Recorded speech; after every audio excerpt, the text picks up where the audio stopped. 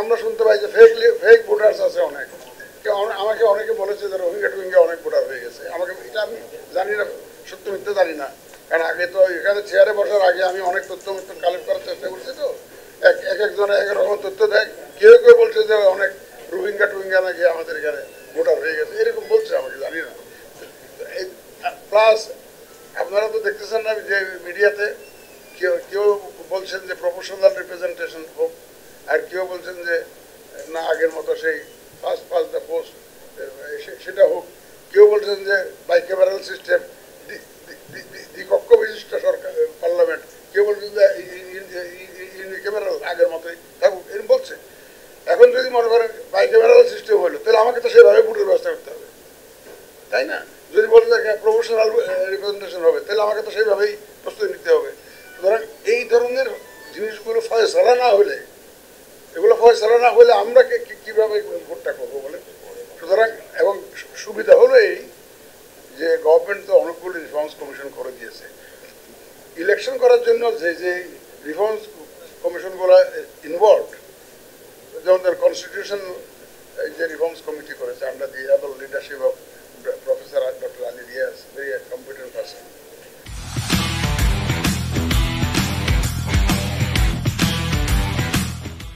এখন কনস্টিটিউশনে ওনাদের কিছু সাজেশন আসবে, রিফর্মসের জন্য সাজেশন আসবে।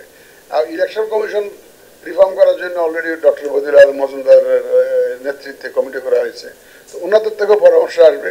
তো ওখানে নিয়ে ইলেকশন করার জন্য যা যা দরকার, যেগুলো গ্রহণযোগ্য হয় সবার কাছে, সেগুলো আমরা নিব, নিয়ে তারপরে ইনকর্পোরেট করে তাই ভোটের মতো, ভোট করার মতো, ইলেকশন কন্ডাক্ট করার মতো সব কিছু যখন রেডি হবে, তখনই আমরা ইনশাল্লাহ ইলেকশনের জন্য ডেট দেওয়ার বিষয়গুলো চিন্তা করতে পারবে। এখন এই মুহূর্তে বলে দিলাম যে 1 বছর পরে হবে, কিন্তু 1 বছর পরে গিয়ে দিলেন যে এরা বাইক্যামেরাল না হবে, ইউনিক্যামেরাল হবে, এটাই ফয়সালা করতে পারেনি। প্রফেশনাল হবে না, নাকি আগে সিস্টেম হবে, এটাই ফয়সালা করতে পারেনি। এখন কেউ বলে যে আগে লোকাল গভর্নমেন্টের ইলেকশন দেন, আর বড় দল বলে যে না জনগণের হাতে ক্ষমা দিয়ে আপনারা চলে যান। ওটা তো আর লোকাল গভর্নমেন্টের পক্ষে হলো না, তাই না? আর লোকাল গভর্নমেন্ট রিফর্মস একটা কমিশন হয়েছে, এটা I was also a member of that commission. এখন লোকাল গভর্নমেন্ট কমিশন কি রিপোর্ট দেয়, উপজেলা নির্বাচন কিভাবে হইতে হবে, ইউনিয়ন কাউন্সিল ওনারা কি সাজেশন দেয়, কি পরামর্শ দেয়, সরকার কতটুকু গ্রহণ করে, তো সেগুলো ফয়সালা না হলে আমি এই লোকাল গভর্নমেন্ট ইলেকশনটা করবো কীভাবে? সেই জন্য বলছি যে these are all related, inter related. এই ইন্টার রিলেটেড রিফর্মসগুলো, আর আপনারা তো অধৈর্য হওয়ার কোনো কারণ নাই জাতি হিসাবে, কারণ ডেড লাইন দিয়ে দিয়েছে তো 31শে ডিসেম্বরের মধ্যে সুপারিশ দেওয়ার জন্য। এগুলো আমাদের বাঙালি চরিত্র ডেট একটু বাড়াইতে হয়, বাড়াই দিয়ে 10-15 দিন হয়ে গেল, কিন্তু 31শে December is the last cut off date given by the government to submit reform proposals to the government.